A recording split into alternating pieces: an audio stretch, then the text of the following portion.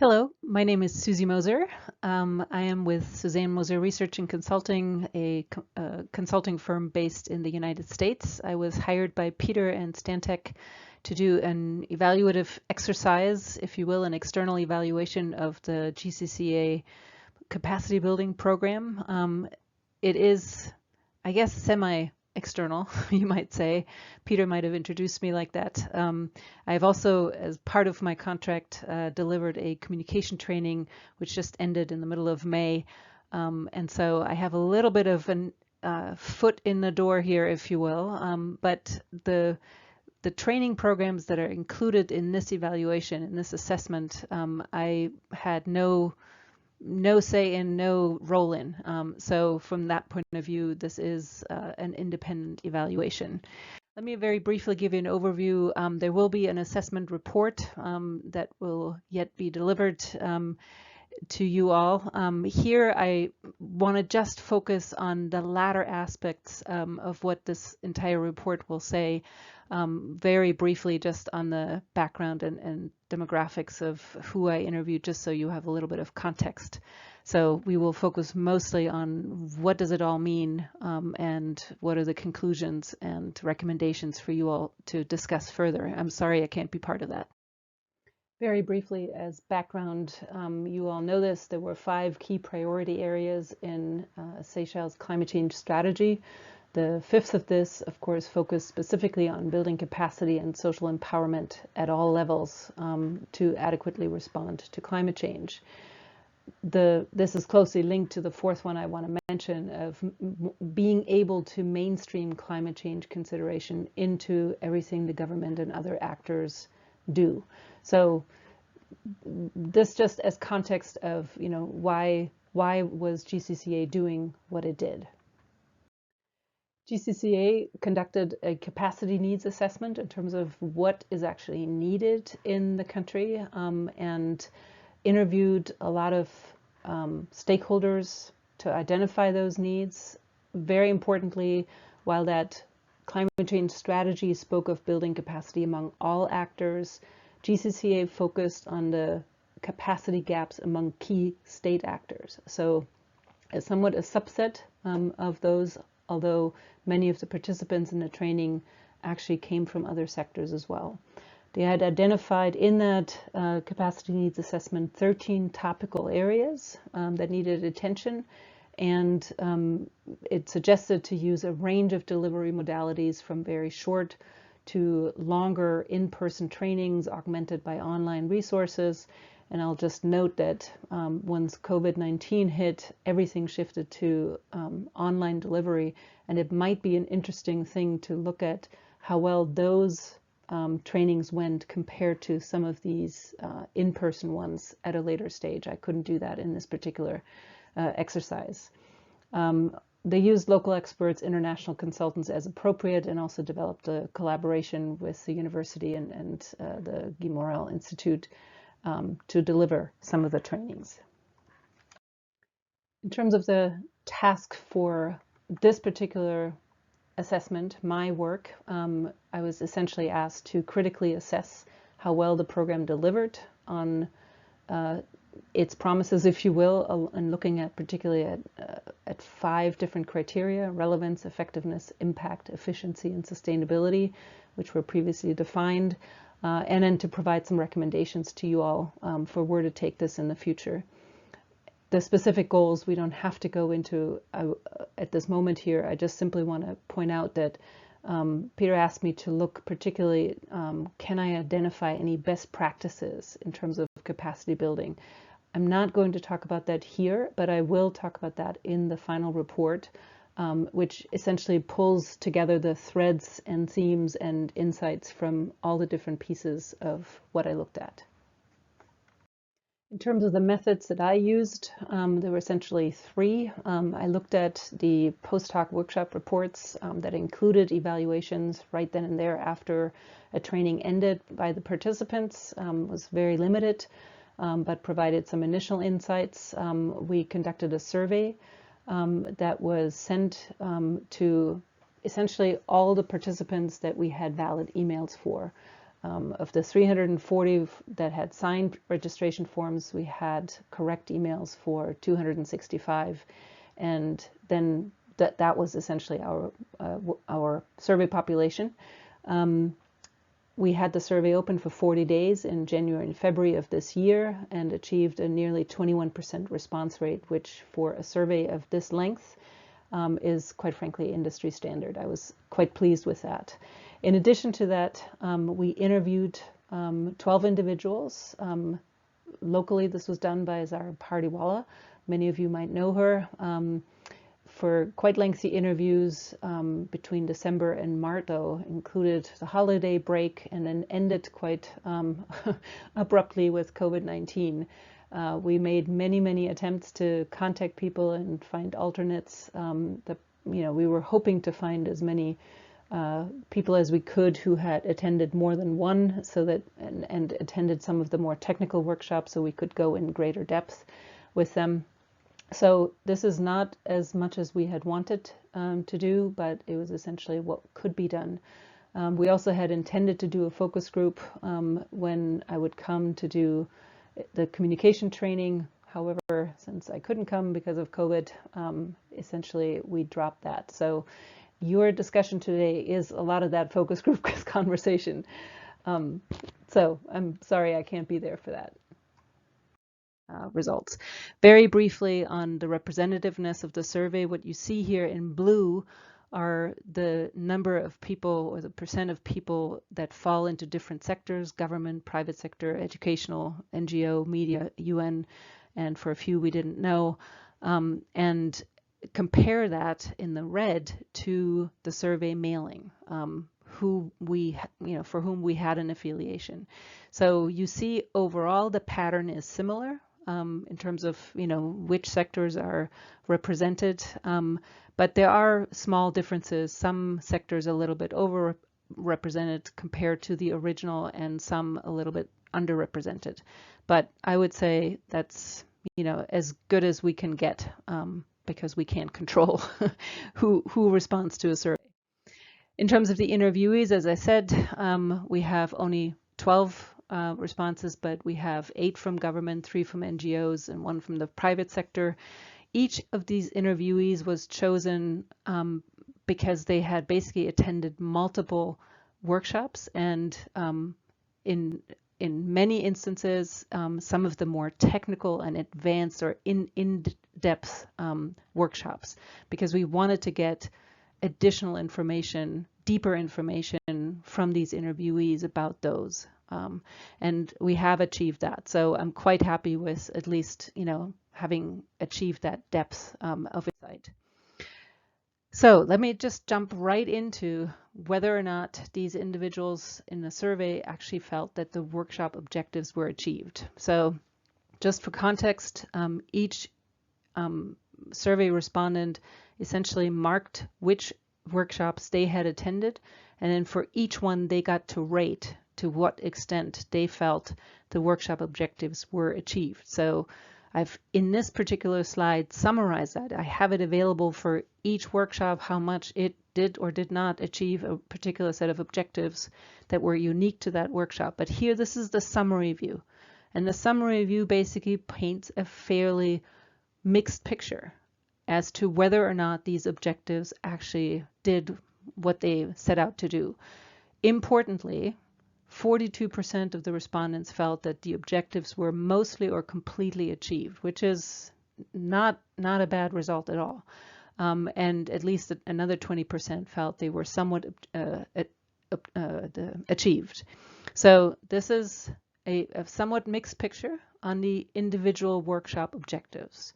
There's a lot to be said on individual ways of delivery and what people enjoyed and not, and that will be in that final report to you.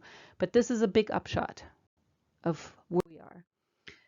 In terms of outcomes, what did people gain from that? This is a much more positive view, if you will. When people were asked whether or not the training taught them new insights and skills, 95% of people said they gained a lot or at least some new insights. So a very positive result here.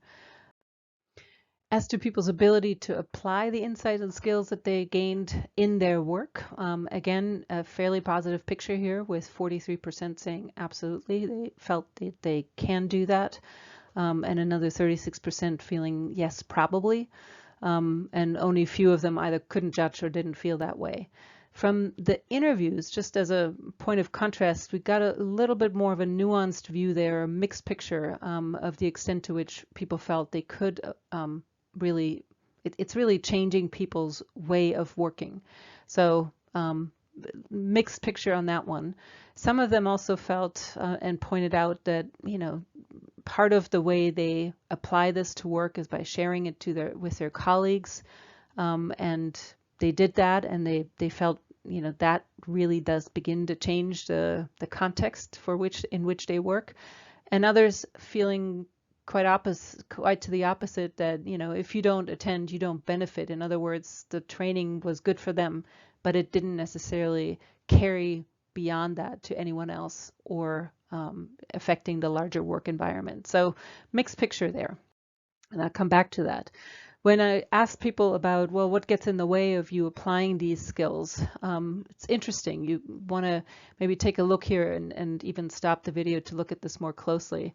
The majority of them said I have had no opportunity yet to use my insight, so they don't know yet whether there will be any barriers. But that's the biggest thing, that they haven't. That's the largest number of respondents saying they haven't used those skills yet. And it's important to point out. Or there's too much of a gap between what we did in the training and what they do in their work. An important and very large barrier, a very common one. This is not unique to Seychelles at all. Third one, we don't have the funds to apply the insight skills in the work that they do. Another really important insight. The fourth here in light blue is that I have not encountered any serious obstacles. So that's important to note too, right? For a whole bunch of them, this isn't an issue, but those first three are big. So just, there's several others, but I just want to point out those are important insights to be gained and to look at in detail. In the survey and in the interviews, several people mentioned additional barriers that we had not previously sort of offered them as a menu to choose from. Some basically pointed out that the high cost of taking greener options versus a mentality of constantly looking for cost savings, being required to keep things as cheap as possible. And that really, chopping it by the knees, essentially, to being able to do anything with ideas of what to do differently in mitigation or adaptation. There were quite a number of people in the interviews that were in the construction industry and also in the survey, people who were in that particular sector. And so several pointed out, well, we just don't have the right materials to actually do whatever that particular training suggested they do. Then there were issues like no support from superiors or colleagues. And that goes really interesting together with that issue of whether or not information is shared and how that changes the context in which people work. And several pointed out that they don't have enough information or research to really go take this thing forward. In terms of the training outcomes, again, this is a busy slide. I'm going to help you just quickly to take a look at this. Here's the 50% line of people responding that something has been somewhat or very much so an outcome achieved from the trainings. And this is the case in these 7 cases. I'm going to let you read those and simply emphasize here what came out of the interviews. Certainly greater awareness and understanding of climate change, local impacts, local actions, some skill and confidence gains. People appreciated some of the new connections that they made, but there was some discussion and divergence in opinions to what extent the training has actually changed what participants do back at work. And so there was a bit of a mix in the perceived benefits of these trainings to their home organizations. There are many details here that you can look at. We also ask them about additional co-benefits, and in this case, again, look at just all the yellow, green tones in this slide. Every single one is over the 50% line in terms of the co-benefits, ranging from how much they appreciated who was there and the connections they made, the better coordination and collaboration that was enabled, and both within and cross-sector connections that were made. That was also very much emphasized by the interviewees. Again, this confirmation across these different data sets, and we asked that, whether anyone experienced any negative consequences, and no one did. Very important. We asked people to assess to what extent the capacity building program has essentially achieved its goals along the 5 criteria that were outlined in the capacity needs assessment. And you can see here, very importantly, that every single one of these has been either completely or mostly achieved by in the judgment of more than half of the participants in the survey, and some of them over 70% say so. So that's a really important one. The weaker ones were the impact in terms of, whether or not there is an extension of the capacity training into people's work and changes what they now do, and to what extent these efforts can be or are being sustained. So those are the 2 that, are the weakest of the 5. We asked people for suggested changes or additional capacity building needs that have come out of that. So this summarizes now what we learned from the survey and the interviewees. One of the big themes we heard that, yes, this was a good start, and now we need follow-on trainings that go into greater depth, that go into greater detail. And some simply acknowledge that this is also necessary because the technology or the science or the societal needs are changing so rapidly. Several pointed out this particular need around helping to make the transition from training to work. So not just, that initial step, but then taking it back home, how to make that transition. Several comments pointed to maybe not everyone who should be in the trainings being there. Some called for higher level people to be trained as well, so that they are on board. I think this is a very common observation, that when the higher ups, the superiors, are on board, things actually do change. Whereas when they don't, people just go back but can't do anything because they don't have that permission or that context in which to enact their new learning. And then some mention also that in some instances you needed additional perspectives or particular sectors still to be represented because they're part of it. It's a long list of capacity building topics that people mentioned. One of them, which makes perfect sense, was the call for communication, awareness raising, dealing with deniers and that sort of thing. Well, that is that communication training that I delivered in April and May. But there are additional ones, and I think this is an important list for you to discuss and to. A couple of additional suggestions of how to make these trainings even more effective. First one being to ensure trainings are long enough, and this is a tricky one, as we all know, because people also want the trainings to be as short as possible because they're busy and have other things to do. But several felt that there were a couple of trainings where too much was crammed into a particular session or didn't get the depth of treatment that it really required. Making the training materials available to participants after the fact, quite obvious. Making sure that the trainings are fully locally applicable, so having Seychellois specific context or contents, making sure that the experts that are doing the trainings have intimate local knowledge of all the relevant factors that affect what somebody does. And that seems to be sort of a, rule number 1 of all trainings, of all education, of all communication, that you know exactly who you're dealing with. But that not having that can provide or create some important barriers, and that's important to keep in mind. So making them even more applied. There was a suggestion, for example, to work on something together as opposed to a concrete project, as opposed to just a hypothetical example or something that isn't local and isn't maybe relevant or doable locally.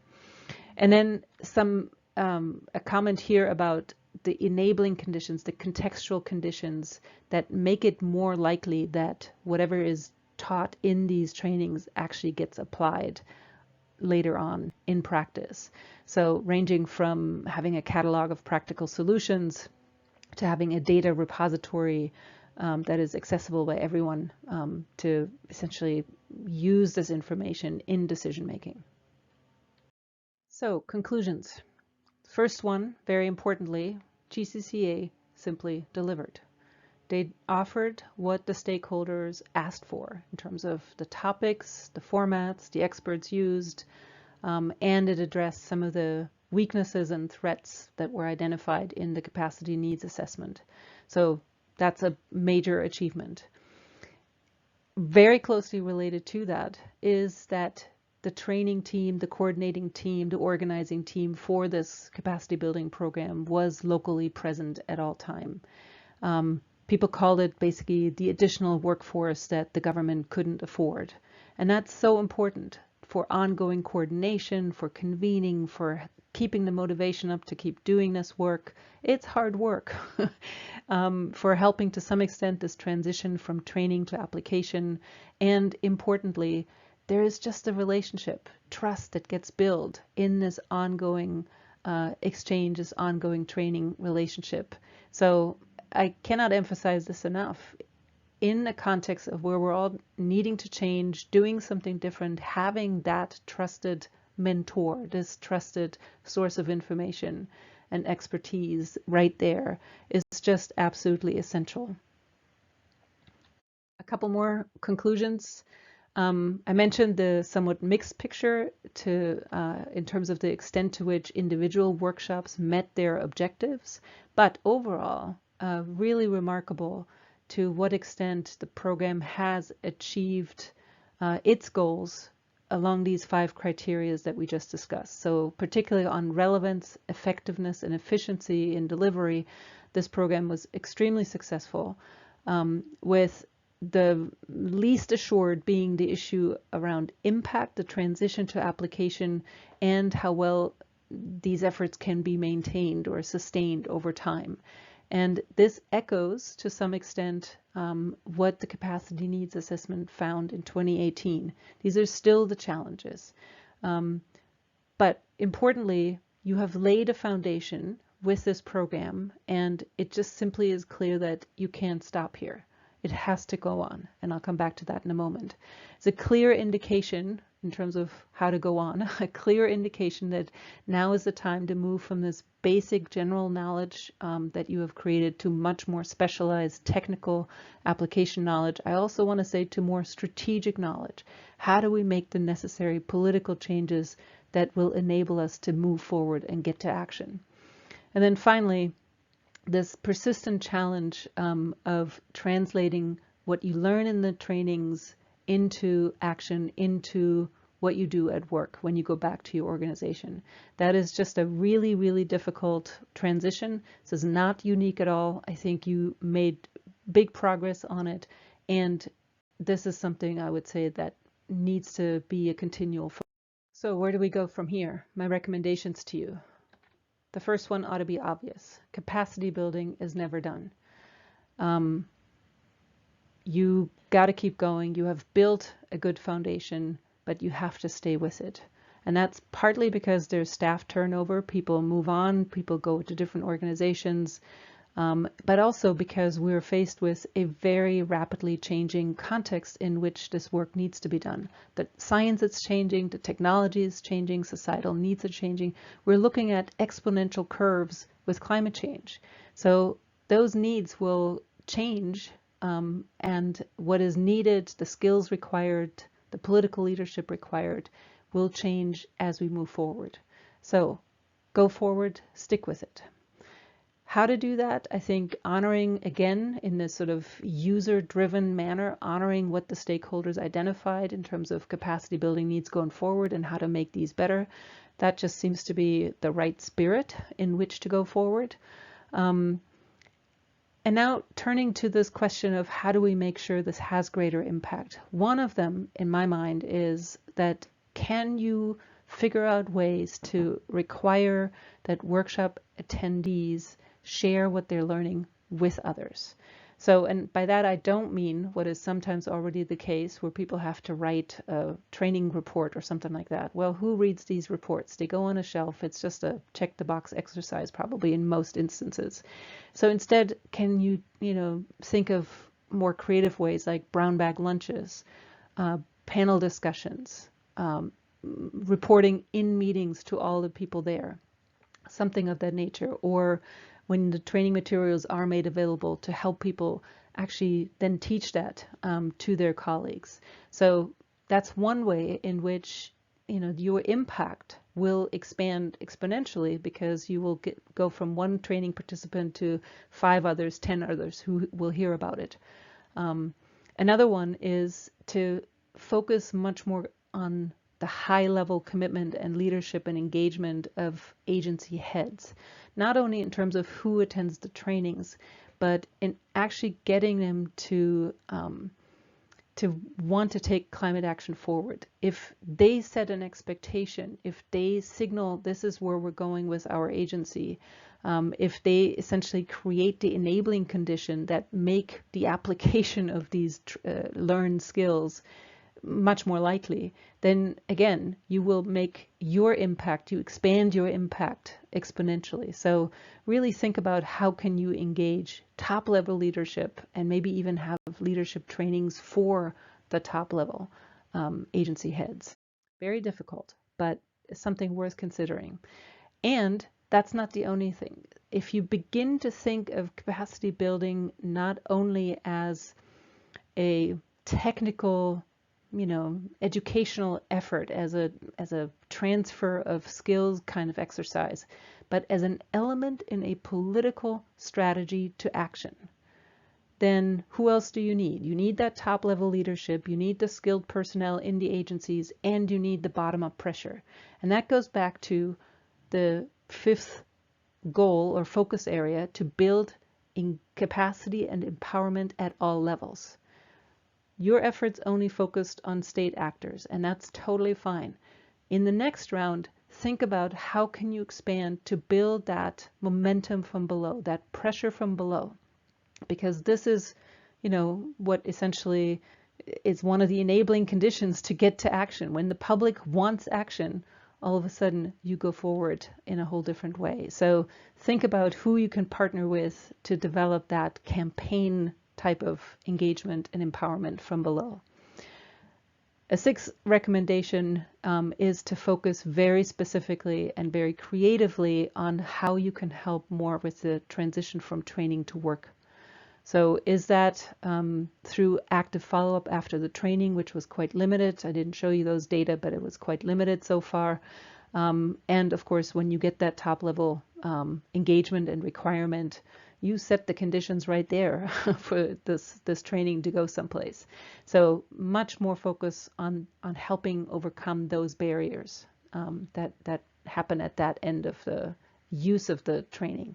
And then finally, and this is something that I want to offer you as sort of a picture that is informed by what other countries are doing now and what's happening in the adaptation field more broadly. It is professionalizing, and there are efforts underway in a number of different places around the world, basically, to move towards professional certification. Imagine for a moment you had a mandate that any job that has anything to do remotely with climate change has a requirement that you need to have knowledge of climate change, that you need to go for ongoing professional development. What if every grant, what if every contract that was signed required that the people who received that money, that contract, actually would have some skill around climate change? It would change the picture entirely. Most engineers, doctors, you name it, cannot practice without ongoing professional requirement. We allow life and death decisions on adaptation without having any requirements of professional level certification requirements for people to work in this area. I personally have a big gripe about that, but I'll leave you to judge where you come down on it. But I think this is where many countries are moving and where you might consider moving as a more ambitious effort requires a lot of conversation of how to take this forward. Make it materially relevant to career advancement, to obtaining grants and contracts that people actually know something about adaptation and climate change. So just a suggestion going forward. And with that, I'll just simply stop here, say thank you, and particularly thank you to all the respondents and interviewees, to Zara for doing the interviews, Peter and Michelle for all their help in getting here, and Stantek, of course. And I'm really sad I'm not there to discuss the results with you and answer your questions, but I'm happy to be available for that online. Thank you so much. Bye-bye.